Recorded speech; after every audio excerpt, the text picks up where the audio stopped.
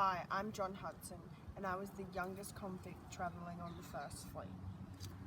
I was born in 1774, and I had no parents, so I had to support myself by sweeping chimneys. It was so dirty and horrible. They used to make me get right up the chimney, and sometimes I would get stuck up there with all the soot. It was so awful. The work was so hard, and I didn't make enough money to feed myself. This meant I would have to roam the streets and try and find food. Only one having a tough time making money. Ever since 1750, when the Industrial Revolution began, people lost lots of money because the fancy machines that they invented, and they just started replacing everyone's jobs. So all the hard-working people in the factories had no money because they couldn't have any work anymore. London City was starting to fill with smoke, and there was waste and dangerous chemicals all over the street. It was disgusting. It was even hard to breathe. When I was 9 years old, I was so desperate for food that I decided to break into Mr. William Hogwarts' house. When I got inside, it was like paradise. The smell of fresh, clean clothes and freshly baked goods. I was in heaven. They had so many nice things that I decided to take some of their items so I could sell them on the street. What was the harm, anyway? It was just some linen shirts and a couple pairs of stockings. Plus, everyone was doing it. We had to survive somehow. By the looks of it, Mr. Hogsworth probably wouldn't even know they were missing. Unfortunately, I was caught in the act, and Mr. Hogsworth was straight to the police station. On the 10th of December, later that year, it was one of the scariest days of my life. I was taken into that big room where I had to stand in front of a judge. Mr. Hogsworth was there, and a whole lot of other strangers too. I had to try and defend myself and my innocence, but I was just too scared to look at anyone in the eye, let alone come up with something to say. The whole time I was in there, I think I only said like 13 words. Oh boy, I wish I had my parents there to help me out. I was sentenced to 7 years transportation. Before they put me on the big ship, they stripped me down to bare skin and scrubbed me with brushes that so hard that hurt my skin. They washed me with soap. It's the cleanest I'd been in years.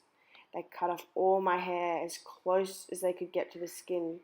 They then marched us down to the blacksmiths and riveted rings of iron around our ankles. In March 1987, I was placed aboard the ship Friendship with 80 other men and 22 women. It was a men's world, and I was just a boy trying to get by. We were told that we were heading to a new colony called New South Wales. We were told it was Terra Nullius. I didn't know what this meant at first, but then I heard one of the crew members say it meant it was nobody's land, and that we were going to be the first people in the country. I was 12 years old when the ship set sail, and I was so scared. I had no one to look out for me, and the other criminals would often steal my food and pick on me. I was so hungry by the time we got to Sydney Cove. Us criminals had no toilets. It was always dark and smelt terrible. There was no way we could avoid getting sick. Influenza, smallpox, and whooping cough were some of the many diseases that took the lives of the convict. It took us a whole 8 months to get there, and we had to make quick stops at Rio de Janeiro in South America and the Cape of Good Hope in Africa to make sure the ship was fully stocked up before we landed.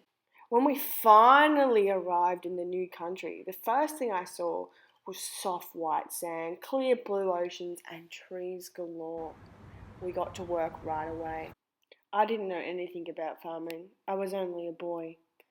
This isn't anything like England, I remember thinking. Sometimes we would see dark-skinned people. I have no idea where they came from. They weren't on the boats. They seemed scared of us. The guards made sure they stayed off our land and out of the way. Rumour had it they wanted trouble. Yeah. It wasn't long after we arrived, I was soon punished with 50 lashings just for being outside my hut after hours. They often chucked me into solitary confinement just for having my hands in my pockets. It was very strict.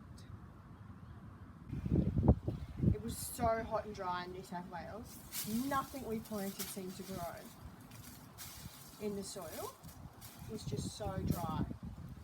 Us convicts weren't the only ones starving. The guards were as well. And they were always complaining about the lack of food.